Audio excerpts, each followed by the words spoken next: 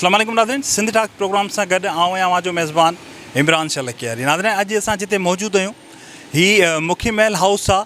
मुखी महल जो म्यूज़ियम आहे, क़दीमी तारीख़ी क़ौमी विरसो आहे। सिंध में कई जेके वो क़ौमी विरसा आहिनि, कई जेके उहे तारीख़ी जॻहियूं आहिनि, मक़ामात आहिनि जिते माण्हू वेंदा आहिनि, विज़िट कंदा आहिनि।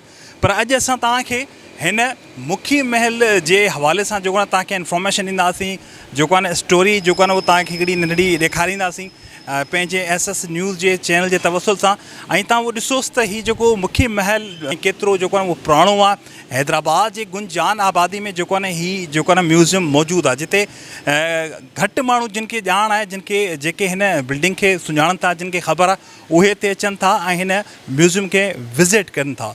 त अॼु असां तव्हांखे स्टोरी में ॾेखारींदासीं हैदराबाद जी तारीख़ी विरसे मुखी महल हाउस जे बारे में।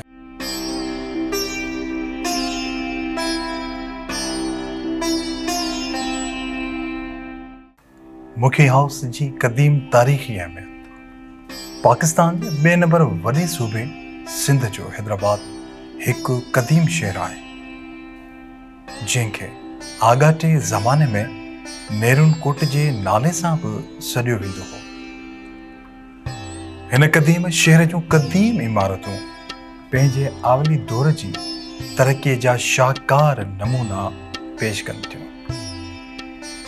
हिननि क़दीम इमारतुनि मां मुखी हाउस जी इमारत बि हिकु आहे, जेका अॼु बि पंहिंजी ख़ूबसूरती जे करे जद मशहूरु आहे।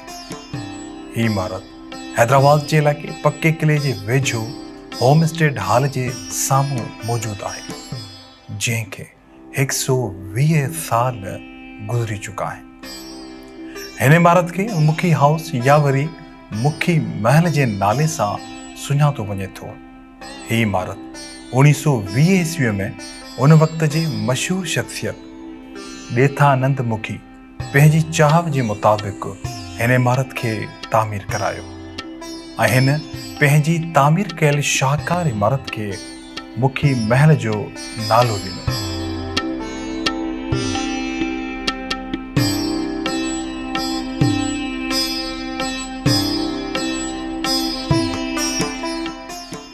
मुखी महल हैदराबाद जे क़दीम इमारतुनि मां पिणु हिकु आहे। हिन जा 4 दरवाज़ा आहिनि। हीउ घर सिंधी हिंदू ॿिनि भाइरनि गोविंदाराम ऐं ॾेथानंद जी मिल्कियत हुई। हिन शाहकार घर जी तामीर जे 7 सालनि खां पोइ ॾेथानंद मुखी 1927 ईस्वीअ ते वफ़ात करे वियो, जंहिंखां पोइ हीउ शानदार महल मुखी हाउस ख़ानदान जी कई फ़र्दनि जे ज़ेर इस्तेमालु रहियो।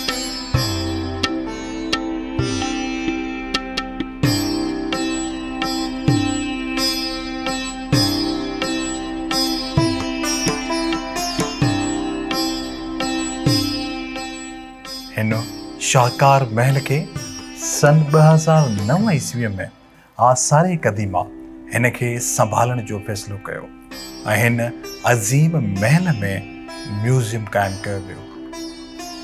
मुखी हाउस 2 मंज़िला इमारत आहे, जंहिंमें 12 कमरा, 2 वॾा हॉल ऐं 2 विरांडा मौजूदु आहिनि।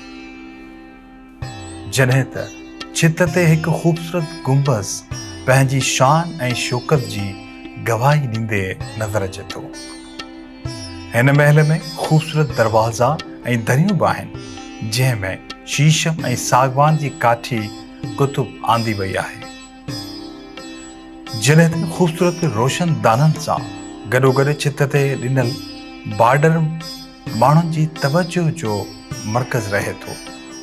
इमारत जी तामीर में पत्थर ऐं मार्बल जो बि इस्तेमालु कयो वियो आहे, जॾहिं त लोह जूं ग्रिलूं बि तमामु सुहिणे अंदाज़ में लॻायूं वयूं आहिनि।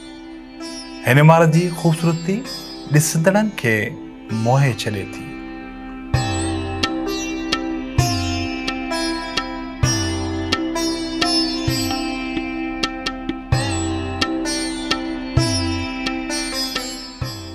हीअ इमारत तमामु जदीद तर्ज़ अंदाज़ ते जोड़ी वई आहे ऐं बहितरीन माहिर कारीगरनि जी कारीगरी इमारत जी ख़ूबसूरती मां नुमाया आहे। महल में मौजूद हर शइ खे वॾी हिफ़ाज़त ऐं उन ई अंदाज़ में रखियो वियो आहे। ही महल हाणे हिकु अहिड़ो तारीख़ी विरसो थी चुको आहे जंहिंजी हिफ़ाज़त करणु असां सभिनी जो फ़र्ज़ु आहे। बिस्मिल्लाहिर्रहमानिर्रहीम। जी हाँ, ये मुखी हाउस म्यूज़ियम एक तारीख़ी इमारत है जो कि पक्के किले होम स्टे ढाल चढ़ाई पे वाक़ है।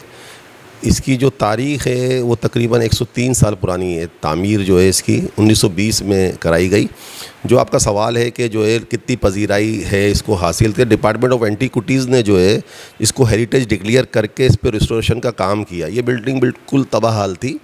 50 साल के अरसे में आफ्टर पार्टीशन इस बिल्डिंग बिल्कुल तबाहाल हो चुकी थी। इसकी बिल्कुल अपनी जो एक अहमियत है वो खो चुकी थी। 2009 में डिपार्टमेंट ऑफ एंटीक्विटीज़ ने इसको हेरिटेज डिक्लेयर करके इस पे रिस्टोरेशन का काम किया और इसको दोबारा अपनी असली हालत में लाए, जो कि आप अभी देख सकते हैं। एक तवील अरसे में ये काम मुकम्मल होकर फिर उस पर डिपार्टमेंट ने ये फ़ैसला किया कि इसको म्यूज़ियम बनाया जाए, क्योंकि इसकी जो तामीर है एक अनोखी तामीर है, तर्ज़ तामीर है। तो ताकि जो ये स्टूडेंट होते हैं, आर्किटेक्चर स्टूडेंट एंड डिज़ाइन के जो स्टूडेंट होते हैं और तारीख़ से जो जिनकी दिलचस्पी होती है, उनके लिए बड़ी तारीख़ी इमारत है ना, उनके लिए बड़ी जो है कारामद है ये। तो इसलिए जो है बहुत सारे स्टूडेंट सिंध की दूसरी यूनिवर्सिटीज़ से, बल्कि पाकिस्तान की यूनिवर्सिटी से इधर थीसिस करने आते हैं और अपने असाइनमेंट करने आते हैं, जिसको हम परमिशन देते हैं। तो एक ये तारीख़ी बिल्डिंग है, इस पर बड़ा लोगों का इंटरेस्ट है और बहुत लोग इस पे आते हैं। इस पे हमने अभी टिकट भी लगा दिया है, म्यूज़ियम बाकायदा स्टार्ट कर दिया है। तो बड़ी लोगों की दिलचस्पी है इसमें और हमारा जो डिपार्टमेंट है इस पे मज़ीद काम कर रहा है। अभी भी इस पे काम चल रहा है और इंशाल्लाह आने वाले वक्त में एक बड़ा अच्छा एक तारीख़ी विरसा जो है देखने को मिलेगा हैदराबाद के अवाम को। जी बिल्कुल, जो है असल में क्या एक अलमिया है हमारे साथ कि एक चंद मखसूस तबका है जो हेरिटेज और विरसे से जो है दिलचस्पी रखता है। हालांकि देखिए दुनिया भर में, बल्कि दुनिया भर नहीं, मैं ये कहूँगा कि हमारे दूसरे सूबों में भी ज़्यादा इंटरेस्टेड लोगों को ये सारी चीज़ें होती हैं। देखें, पब्लिक इंटरेस्ट से इदारा या जो भी महकमा है हमारा वो एक लिमिट में करता है अपने काम, वो तो कर रहा है, लेकिन जब तक लोगों का इंटरेस्ट नहीं होगा तो ये चीज़ें हमारी प्रमोट नहीं हो सकती।